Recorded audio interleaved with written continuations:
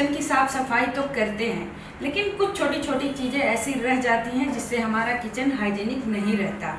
तो आज मैं आपके साथ कुछ ऐसे टिप्स शेयर करने वाली हूँ जिसको फॉलो करके आप अपने किचन को हाइजीनिक एंड जर्म्स फ्री रख सकते हैं। तो अगर आप मेरे चैनल पे नए हो तो प्लीज़ सब्सक्राइब जरूर करना, ताकि आपको इसी तरह की वीडियो आगे देखने को मिलती रहे। तो चलिए शुरुआत करते हैं। हम सभी अपने घरों में जाली वाले बर्तन का तो इस्तेमाल करते ही हैं, जैसे कि ये चाय छानने वाली छन्नी हो गई, या फिर ऐसे दूध ढकने के लिए इसको हम इस्तेमाल करते हैं ये वाली छन्नी, या कढ़ाई में कभी कभी ऑयल बच जाता है तो उसको भी हम इससे ढकते हैं। तो इसका इस्तेमाल करते करते आप देखिए कि इसमें स्टेन आ जाता है साइड में। तो इसको हमें अच्छे से क्लीन करने के लिए, स्टेन निकालने के लिए क्या करना चाहिए, तो आइए देखते हैं हम इसको कैसे निकालेंगे। तो इसको साफ करने के लिए, स्टेन को निकालने के लिए मैंने ये ले लिया है एक बड़ा सा थाली, और इसमें मैं डाल रही हूँ गर्म पानी। ये मैंने गर्म कर लिया है, और इसके अंदर मैं डाल रही हूँ ये 1 चम्मच बेकिंग सोडा। बेकिंग सोडा किसी भी सफाई के लिए बहुत ही अच्छा होता है। इसमें डाल रही हूँ मैं 2-3 ड्रॉप डिश वॉश। पहले इसको हम अच्छे से मिला लेंगे, और इसको मैं 5 मिनट के लिए इसमें डिप करके रख देती हूँ। और ये छन्नी हमारी डिप नहीं हो रही है, तो हम इसको छोटे बर्तन में ले लेते हैं थोड़ा सा डाल के। तो इसमें मैं इसको डिप कर दे रही हूँ इस तरह का, कोई या ग्लास में, फिर जिसमें फिट हो जाए उसमें मैं डाल के इसको रख दे रही हूँ। 5 से 10 मिनट हो गया है। ये देखिए, ये पानी एकदम ठंडा हो गया है। इसको अभी हम हल्के हाथ से, ये पैर की मदद से इसको थोड़ा सा स्क्रब कर लेंगे ऐसे। इसको जितना टाइम तक रखेंगे थोड़ा ज़्यादा, उतने अच्छे से निकल जाएगा सारा स्टेन। तो मैंने इसको 10 मिनट रखा। ये देख सकते हैं आप, पहले कैसे दिख रहा था, सारा स्टेन अभी निकल गया है। और ये छन्नी के लिए मैं ब्रश का इस्तेमाल कर रही हूँ। आपके पास अगर मेटल का ब्रश है उसको इस्तेमाल कीजिए, तो सारा कोने कोने का जो है इस तरह से सब निकल जाएगा अच्छे से। उसके बाद ये पैड को थोड़ा सा हम इसको अच्छे से क्लीन कर लेंगे, फिर वॉश करके आपको दिखाती हूँ। ये देखिए, सारा स्टेन गायब हो गया। मैं आपको एक बार साफ पानी से अच्छे से धो के ले आती हूँ। तो ये देखिए, मैंने इसको अच्छे से साफ पानी से धो लिया। आप देखिए, पहले आपने देखा था, अभी आप देखिए बिल्कुल सारे स्टेन गायब हो गए। और स्टेन तो निकल ही गया, लेकिन इसमें साइन भी आ गई। आप देखिए, लाइक के जैसे न्यू, तो इसमें साइन भी आ गई अच्छे से। और छन्नी हमारी कितनी गंदी थी, आपने पहले देखा होगा, इसमें बहुत सारे स्टेन इधर आ गए थे, लेकिन अभी देखिए इसमें साइन भी आ गया और सारे स्टेन गायब हो गए। तो इसको हमें 1-2 हफ्ते में इस तरह के जो बर्तन रहते हैं उसको क्लीन कर लेना चाहिए। तो दोस्तों, हम सब अपने घर की साफ सफाई तो कर लेते हैं, लेकिन घर के कुछ ऐसे कोने होते हैं जहां साफ करना बहुत मुश्किल होता है। तो उसके लिए मैं इस्तेमाल करती हूँ गीक का ग्लैंडोर A9 वायरलेस वैक्यूम क्लीनर। ये मुझे उन कोनों को साफ करने में बहुत मदद करता है जहां वायर के साथ डील करना बहुत मुश्किल होता है। तो चलिए मैं आपको दिखाती हूँ इसके क्या बेनिफिट्स हैं और हमें क्यों ये परचेज करना चाहिए। ये है इसकी मेन मशीन, जो कि वायरलेस है और बहुत ही लाइट वेट है। और ये है इसका चार्जिंग पॉइंट, यहाँ पे चार्जर लगता है।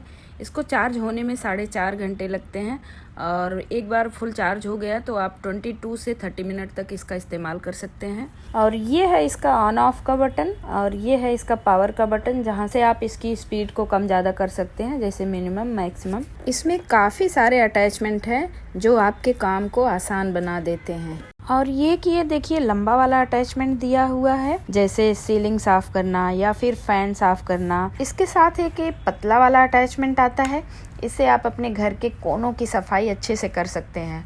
और साथ ही साथ इसमें ब्रश भी रहता है, तो इसके साथ आप अपने घर के सोफे या फिर कारपेट, कर्टन्स और कार की सीट को और कार को बहुत अच्छे से साफ कर सकते हैं। तो ये देखिए, ये कितने आसानी से मूव हो रहा है। और इसका ये जो माइक्रोफाइबर है, इसकी वजह से ये फ्लोर पे जितने भी डस्ट पार्टिकल या फिर बाल गिरे रहते हैं उसको बहुत आसानी से क्लीन कर लेता है। इसकी खास बात ये है कि ये वायरलेस है, इसकी वजह से हमें कोनों में सफाई करना बहुत आसानी होती है, क्योंकि वायर वाले वैक्यूम क्लीनर से सफाई करने में बहुत मुश्किल होती है। और साथ ही बहुत लाइट वेट है, तो सफाई करने के टाइम हमारा हाथ भी दर्द नहीं होता है। तो ये देखिए, मैंने लंबा वाला अटैचमेंट लगाया है फ्लोर क्लीनिंग के लिए। जमीन पे जितने भी डस्ट पार्टिकल सबको अच्छे से क्लीन कर दे रहा है और मुझे झुकना भी नहीं पड़ रहा है। और ये है इसका डस्ट कलेक्टर। तो ये रही इसकी बटन, इसको प्रेस करके आप इसको खाली कर सकते हैं। तो अगर आपको भी ये प्रोडक्ट पसंद आया हो तो नीचे डिस्क्रिप्शन में लिंक दिया हुआ है, जाके आप वहाँ से परचेज कर सकते हैं। अगला है हमारा जो है, हम सब क्या करते हैं, टोमेटो केचप है ये। टोमेटो केचप निकालते हैं ऐसे, और इस तरह से ही बॉटल को हम छोड़ देते हैं। जैसे कि ये हो गया स्ट्रॉबेरी क्रश है, अभी इसको मैं इस्तेमाल किया और ऐसे ही छोड़ देते हैं। तो इसमें क्या होता है, आप ये देखिए, इस तरह से ऐसे गिर रहा है ये। और हमारी क्या आदत होती है, हम इसी तरह से बंद करके ऐसे रख देते हैं, और उसकी वजह से इसमें ये देखिए कैसे गंदगी हो जाती है, ये सूख जाते हैं, इसमें डस्ट भी आ जाते हैं और जर्म्स भी। तो इसको हमें हमेशा ध्यान रखना चाहिए कि हमें इस्तेमाल करने के बाद इसके टॉप को अच्छे से टिश्यू पेपर से क्लीन कर लेना चाहिए, तभी हमें इसको फ्रिज में रखना चाहिए। ये देखिए, अब ऐसा करने से ये बिल्कुल क्लीन रहेगा। तो अगली बार जब भी आप सॉस निकालना, तो ये हमारी बातों को ज़रूर याद रखना। बॉटल का इस्तेमाल करने के बाद हमें टिश्यू से इसको क्लीन कर लेना चाहिए, उसके बाद ही हमें इसको फ्रिज में रखना चाहिए। तो ये बिल्कुल हाइजीन रहेंगे।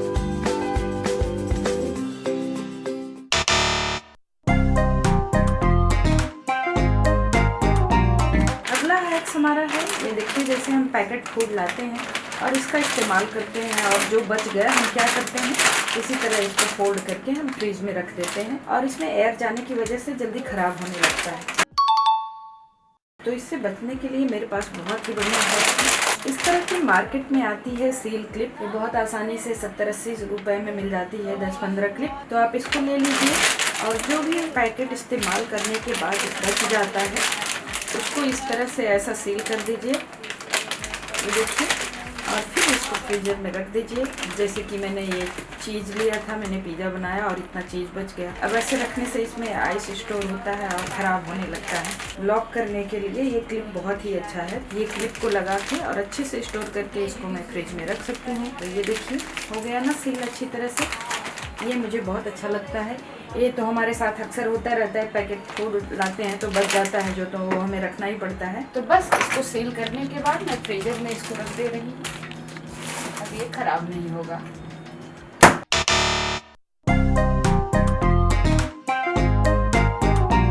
हम सभी की आदत होती है कि हम छोटी मोटी चीज़ों को हमेशा माइक्रोवेव के टॉप पे या फिर फ्रिज के टॉप पे ऐसे ही रख देते हैं कुछ। इसकी वजह से हमारा किचन मेसी भी दिखता है और हमारा काम भी बढ़ जाता है। जब हमें माइक्रोवेव यूज करना होता है तो सारी चीज़ों को हमें हटाना पड़ता है, उसके बाद हम इस्तेमाल कर सकते हैं। तो इससे बचने के लिए हमें ऐसा बिल्कुल नहीं करना चाहिए। तो इससे बचने के लिए हमेशा हमें एक बास्केट का इस्तेमाल करना चाहिए, और बास्केट में जो भी छोटी मोटी चीज़ें हैं हमें इसके ऊपर ऐसे रखना चाहिए। ऐसा करने से जब भी हमें माइक्रोवेव इस्तेमाल करना है तो हम फटाक से इसको निकाल सकते हैं, और हमारा किचन भी बिल्कुल ऑर्गेनाइज दिखता है। तो इस तरह का बास्केट का इस्तेमाल कीजिए। तो ये देखिए, हमारा किचन मेसी भी नहीं दिख रहा है और सारी चीज़ें हमारी प्रॉपर रखी हुई हैं।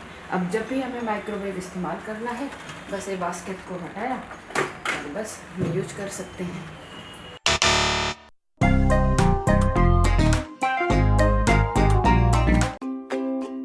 सभी की एक कॉमन आदत होती है कि हम सब्जियों को हमेशा किचन के टॉप पे ही छील लेते हैं। इससे हमारा किचन भी बहुत मेसी हो जाता है और हमारा काम भी बढ़ जाता है। तो ऐसा हमें बिल्कुल नहीं करना चाहिए। सब्जियों को पील करने के लिए हमेशा एक सेपरेट प्लेट लेना चाहिए। उसमें छीलने से हमें कुकिंग में भी आसानी होगी और हमें बार बार किचन स्लैब को साफ भी नहीं करना पड़ेगा। तो आप अभी बिल्कुल ऐसा मत करना, हमेशा सब्जियों को पील करने के लिए एक सेपरेट प्लेट का ही इस्तेमाल करना चाहिए हमें।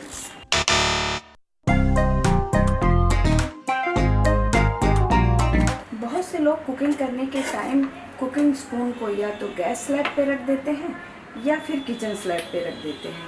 इसकी वजह से सब जगह स्टेन आ जाता है और हमारे स्पून में भी जम्स आने का चांसेस बढ़ जाते हैं।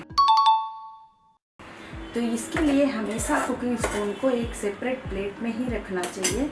इससे जर्म्स बिल्कुल नहीं आएंगे और हमारा किचन भी साफ रहेगा।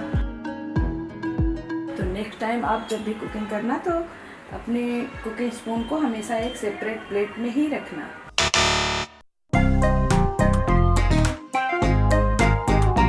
हम सब हमेशा किचन में काम करते हैं तो क्या करते हैं, फ्रिज पे जो डब्बा लेते हैं वो इस तरह ही ऐसे उठा के रख देते हैं और इसकी वजह से हमारा फ्रिज ये देखिए कैसे गंदा हो जाता है। तो इन डब्बों को हमें इस्तेमाल करने के बाद हमें अच्छे से क्लीन कर लेना चाहिए, उसके बाद हमें फ्रिज में रखना चाहिए। ऐसा करने से हमारा काम भी नहीं बढ़ेगा और हमारा फ्रिज भी क्लीन रहेगा।